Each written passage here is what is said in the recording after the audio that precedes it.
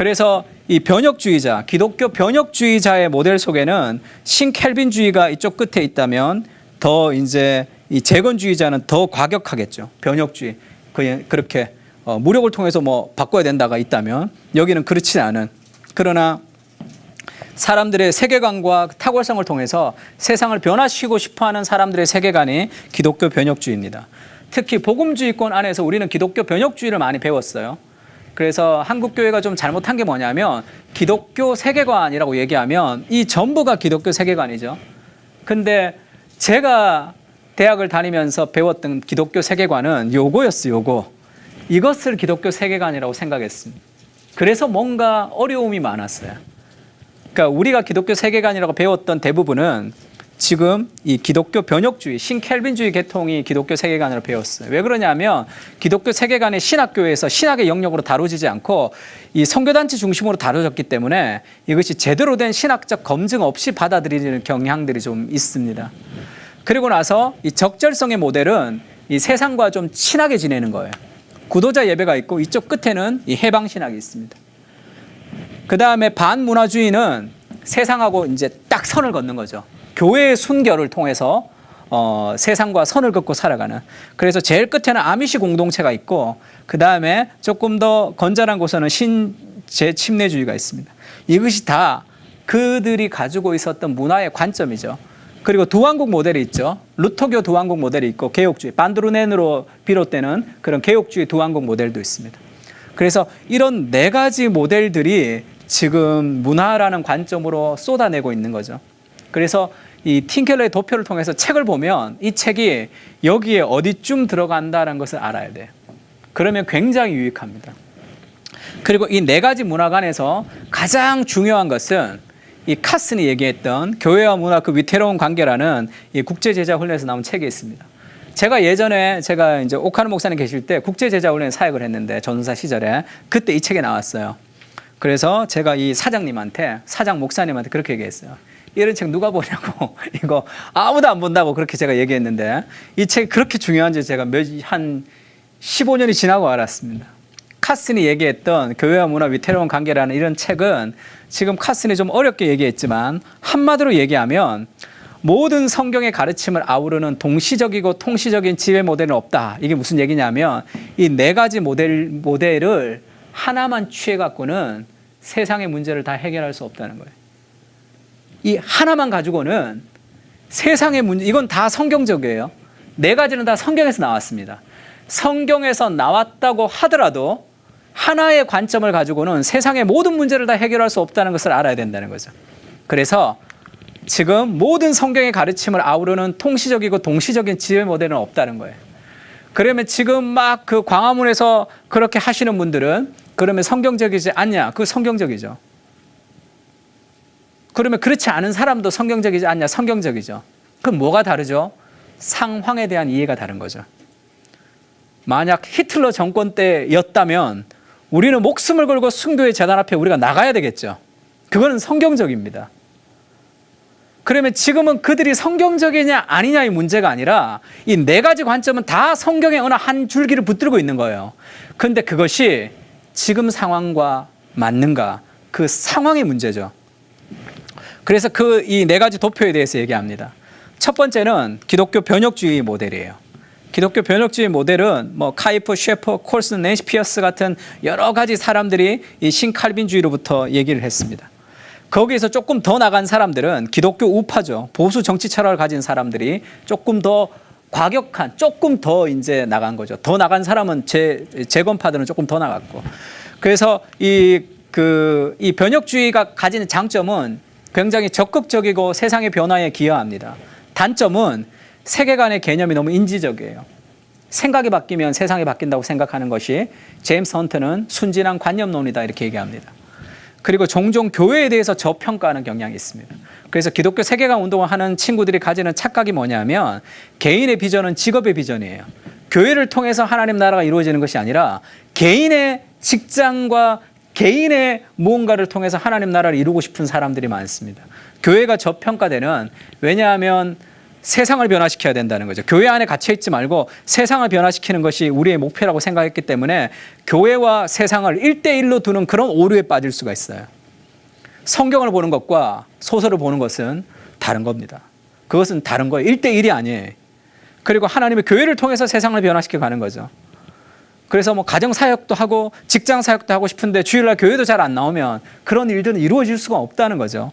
교회를 저평가하는 경향을 가질 수 있겠죠. 기독교 변혁주의가. 승리주의, 자기의, 과도한 확신을 가지는 경향이 있죠. 이것을 깨트리는 것이 반문화주의, 제세례파 쪽에서 나온 책들을 읽으면 기독교 승리주의가 많이 깨트려집니다. 요즘 나오는 제임스 스미스 같은 사람의 책을 보면 기독교 승리주의를 완전히 기독교 변혁주의자들을 많이 이제 켈빈주의자들을 많이 이렇게 까기도 하죠. 근데 굉장히 적절하죠. 우리가 빠지고 있는 약점, 기독교 변혁주의자들이 가지고 있는 약점을 콕콕 찍어줍니다. 기독교 우파의 문제점을 이 책 기독교는 어떻게 세상을 변화시킨가라는 이 제임스 헌터의 책을 좀 추천하고 싶은데요. 원래 제목은 이 책 기독교는 세상을 변화시킬 수 없다가 이 책의 내용이에요. 변화시킬 수 없다고 생각하는 것이. 이 책에서는 미국 기독교 우파가 가지고 있었던 어떤 약점이 뭐냐면 미국 기독교 우파는 세상을 변화시켜야 된다는데 뭐가 잘못됐냐면 오로지 정치라는 것에 이제 그걸 몰빵한다 그러나요? 정치를 통해서 세상을 바꾼다는 거죠. 정치와 법을 통해서 세상을 바꾸는 것에 올인되어 있습니다. 그런데 세상은 법을 바꾼다고 바뀌어지는 것이 아니라 제임스 헌터는 문화가 바뀌어야 된다는 거죠. 미국의 게이들이 거의 2%에 불과했대요. 그리고 그런데 지금 미국도 법이 바뀌었죠. 그리고 그런 게이에 대해서 굉장히 관용적인 문화가 지금 됐단 말이에요. 그리고 나서 법이 바뀌었죠. 그러면 게이들이 법을 바꾸기 위해서 막 데모하고 그러지 않았단 말이에요. 문화적 인식을 바꾼 거죠. 미디어를 통해서, 책을 통해서, 영화를 통해서 문화적 포스트를 전략적으로 잡으면서 문화를 바꿔버렸죠. 그러면 자연스럽게 법이 바뀌는 거죠. 근데 미국 기독교 우파의 문제점은 법을 바꾸려고 온 힘을 다하는 거죠. 문화가 바뀌지 않는데 법을 바꾸려고 온 힘을 다 기울이면 법은 바뀌지만 문화적으로 도태될 수도 있다라는 그런 위험성을 얘기합니다. 그래서 법은 바꿀 수 있지만 그것도 힘의 방식으로 바꾸는 것을 굉장히 반대하는데 기독교가 힘을 떨어뜨리는 방식이 돼야 되는데 힘과 힘의 방식과 다수결의 방식으로 기독교가 힘으로 밀어붙여서 뭔가를 하는 것 그것이 과연 성경적인가 그것을 지금 이렇게 제임스 헌터가 드러내주고 있어요. 우리도 시사하는 바가 많다고 생각합니다. 그게 이제 변혁주의도 그러니까 이 각 관점은 다 성경적인데 다 오류가 있다는 걸 알아야 돼요. 다 장점이 있지만 다 약점이 있습니다. 그래서 기독교 변혁주의를 너무 믿으면 저희 교회도 우리 부부가 한 5년을 떠났다가 교회를 다시 온 부부가 있어요. 대학부 때 어떻게 배웠냐면 세상을 변화시킨다고 배웠단 말이에요. 직장을 가보니까 내 신앙 하나 근근히 유지하지 못할 정도로 세상이 힘들다는 걸 알았다고. 우리가 배웠던 복음이 도대체 무엇인가. 그러면서 회의에 빠져서 이 신앙을 좀 떠났다가 다시 돌아온 적이 있습니다. 과도한 기독교 승리주의가 가진 그런 어려움이죠. 적절성의 모델은 세상의 그 공공선을 추구하는 거예요. 가난한 사람을 돕고 세상을 섬기는 거. 근데 그것이 복음과 동급으로 취급되는 그런 위험성이 있습니다. 그리스도가 모든 정치활동 공공선을 추구하는 정신 안에 계신다. 문화운동이 곧 하나님의 일이다라고 얘기해요. 로버트 슐러부터 다양한 적절성의 모델이 있습니다. 그런데 문화가 너무 많이 동화되어 있죠. 문화에. 그리고 교회가 약하죠. 그래서 마치 NGO와 비슷해요. 교회가. 이 교회가 NGO 단체인지 교회인지도 잘 모를 정도로 그렇게 되는 거죠. 그래서 복음이 약한 경우가 있습니다. 그런데 공공선이란 거 꼭 필요하죠. 반드시 필요합니다. 그리고 반문화주의 모델은 지금 이쪽에 있는 반문화주의 세상과 이제 완전히 다르죠. 적절성의 모델에 가는 세상과 교회는 세상과의 대조사회. 하나님 나라가 이 세상의 나라에 대항하여 교회 공동체로 나타난다. 이 말은 맞는 말이에요. 맞는 말이지만 교회의 순결한 것을 통해서 교회가 드러나야 되지만 세상과 단절돼서는 또 안 되겠죠. 그래서 요즘 베네딕트 옵션이라는 책이 이제 작년, 재작년에 유행하게 됐는데 그런 책이 막 유행하는 이유가 뭐예요? 교회가 순결성을 잃어버렸기 때문에 그런 책들을 많이 이제 유행하는 거죠. 그 베네딕트 옵션을 100% 믿게 되면 어떻게 돼요? 그거는 세상과 너무 동떨어지게 되는 거죠. 그것을 우리가 취해야 되지만 또 너무 동떨어져서는 안 되는 그런 경향들이 있습니다. 스탠리 하우어스, 윌리엄 윌리몬 이런 사람들이 있습니다. 사회의 변화에 훨씬 비관적이죠. 권력과 정치를 회피한다는 주장에도 불구하고 가장 정치적인 모델이죠. 정치를 회피하면서 정치는 악이다라는 것을 규정하기 때문에 굉장히 더 큰 정치적인 모델이 될 수도 있습니다. 그러나 교회의 순결을 강조하는 것은 꼭 필요하죠. 그러나 그것만을 가지거나 극단으로 가는 것은 위험합니다. 그게 반문화주의고, 그 다음에 반드루넨으로부터 시작되는 두왕국 모델이 있어요. 두왕국 모델은 하나님이 교회의 통치와 세상의 통치를 두 나라로 그렇게 통치하신다. 그래서 루터의 두 나라 왕국이 있고 켈빈도 그렇게 했다고 얘기하는데 저는 그건 동의하지는 않습니다. 켈빈을 보면 켈빈은 이 네 가지가 다 있어요. 사실 켈빈은 이 네 가지가 다 있습니다. 기독교 강요 같은 것에서 이 네 가지 문화관을 다 뽑아내도 켈빈 안에서는 다 나올 수 있어요. 근데 이제 켈빈도 두왕국 모델을 주장했다 하면서 반드루넨은 켈빈과 루터를 끌고 왔기 때문에 훨씬 더 개혁주의 안에서는 폭넓은 지지를 받고는 있습니다. 보편왕국과 구속의 왕국을 각각 다르게 통치하시고, 보편왕국은 일반 계시를 통해서, 구속왕국은 성경을 통해서 통치하시는, 이것이 굉장히 여러 가지 정교 분리나 좋은 면이 있지만 어떤 문제점이 있냐면 성경보다 일반 은총의 역할에 많은 무게를 두죠.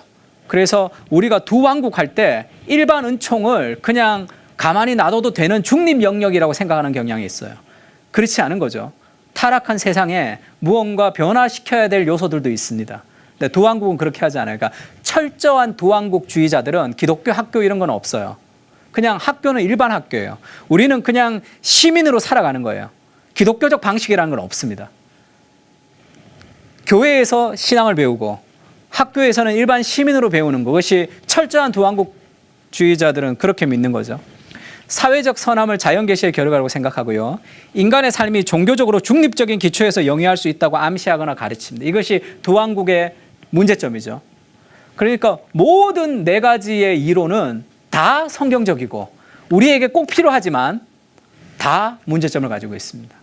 그럼 어떻게 해야 되느냐? 네 가지를 다 가지고 있어야 되죠. 네 가지를 다 가지고 있어야 돼요. 변혁주의 모델은 이런 장점이 있습니다.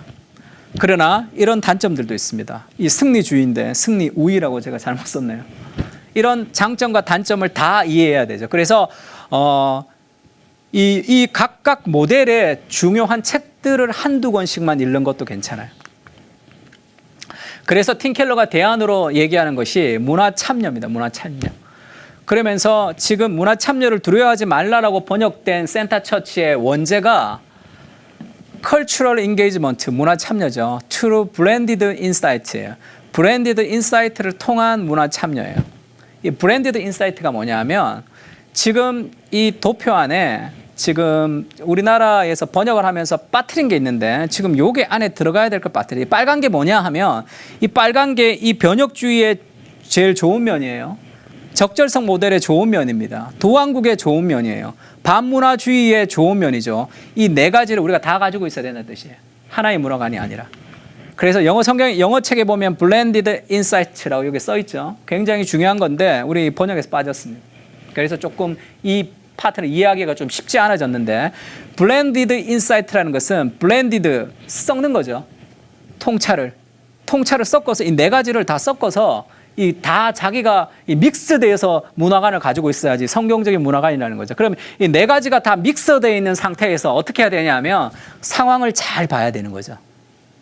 그러면 지금 이 상황에서는 어떤 대처가 올바를까를 가지고 그것을 대처해 가야 되는 거예요. 그게 문화 참여, 블렌디드 인사이트예요. 그래서 팀켈러 잃는 죽입니다라는 책을 저랑 우리 CTC 강사분들과 함께 썼는데 거기에는 여기가 제가 넣었습니다. 네 가지 문화관의 핵심 통합하기라고 블렌디드 인사이트를 그렇게 해석해서 다시 넣었습니다. 필자 역주는 무슨 말인지는 모르겠어요. 하여튼 필자 역주라고 써 있는데 그러니까 지금 이 두왕국 이론에 좋은 것, 적절성 모델에 좋은 것, 변혁주의에 좋은 것, 반문화주의에 좋은 것을 다 섞어야 돼요. 이거 너네는 틀렸다, 우리가 맞다. 지금 그럴 때가 아니죠. 하나의 문화관으로는 다 해결할 수 없습니다.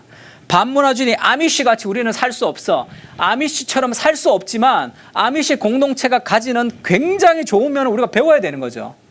그래서 뉴욕에서 살인 사건이 났을 때 그 사람들이 용서하는 걸 통해서 팀켈러 그렇게 얘기하죠. 뉴욕 타임즈에 그렇게 쓰여진 거죠.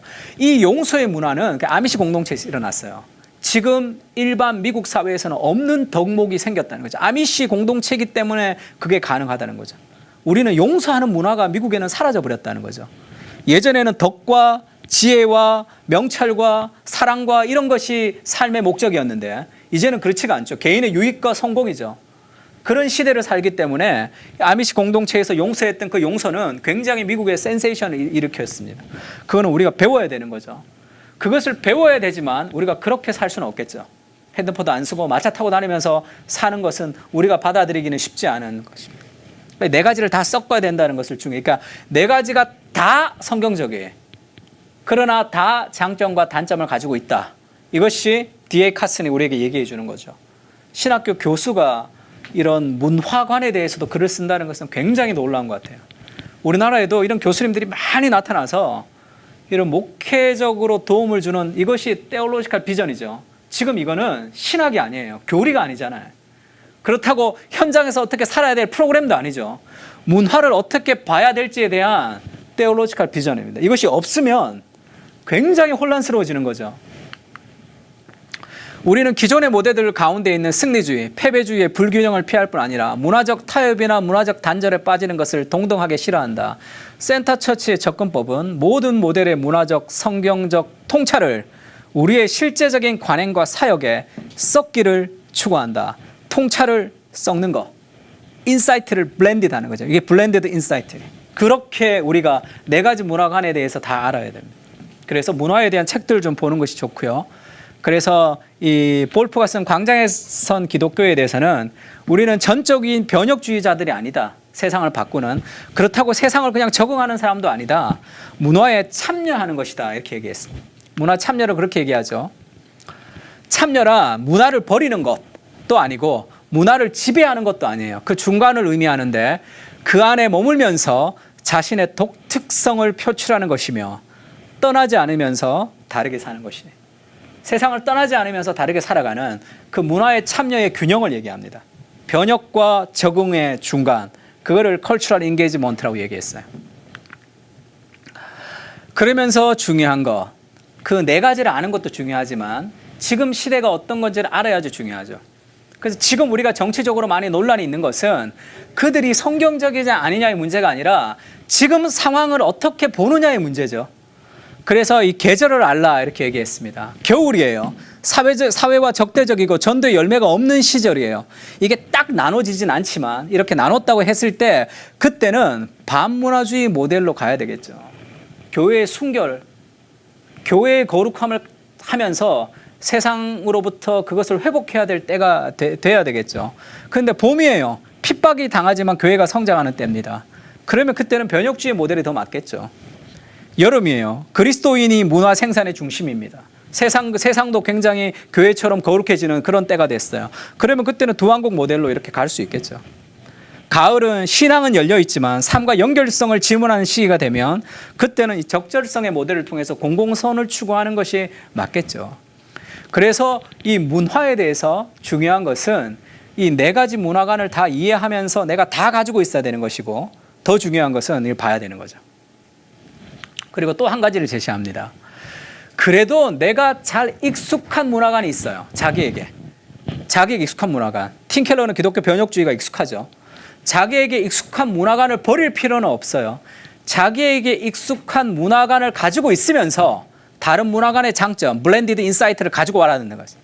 그거를 잘 얘기하는 것이 앤디 크라우치가 쓴 컬처 메이킹이라는 아주 좋은 책이 있습니다. 이 컬처 메이킹에서는 이 포스추얼 앤 제스처, 자세와 몸짓이란 얘기예요.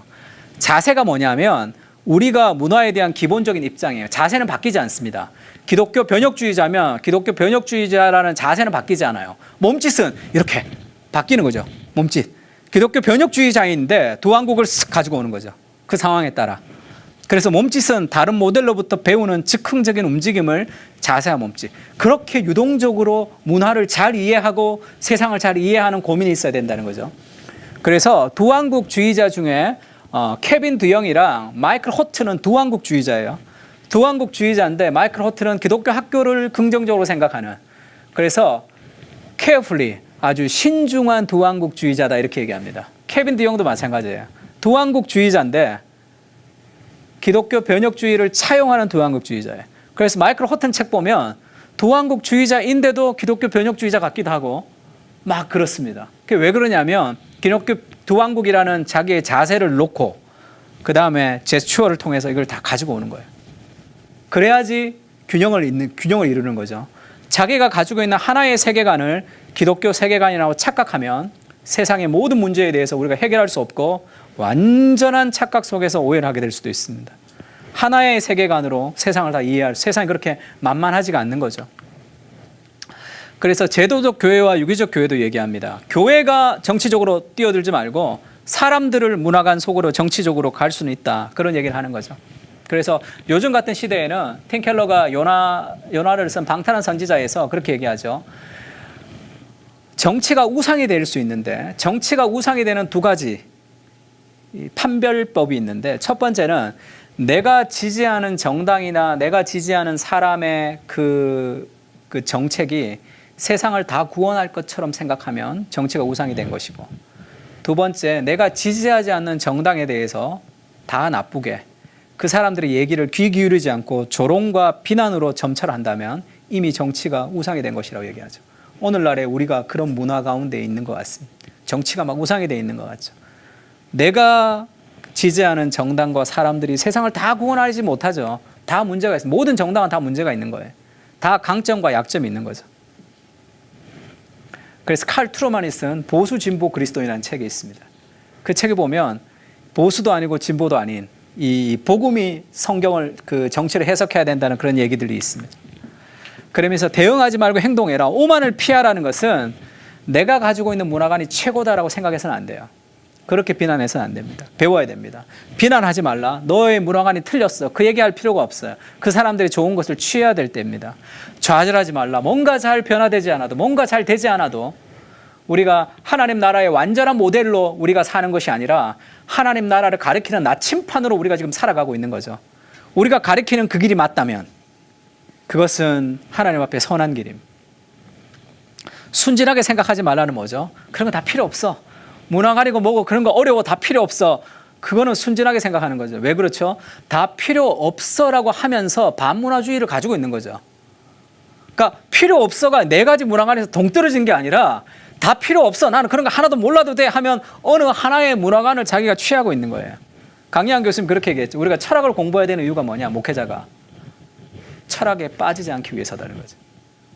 아, 철학 같은 거 공부할 필요 없어. 그러면 어느 하나의 철학에 빠져 있는 거예요. 어떤 철학의 영향을 받고 있는데 무슨 철학인지를 자기가 모르고 있는 거예요. 문화도 마찬가지입니다.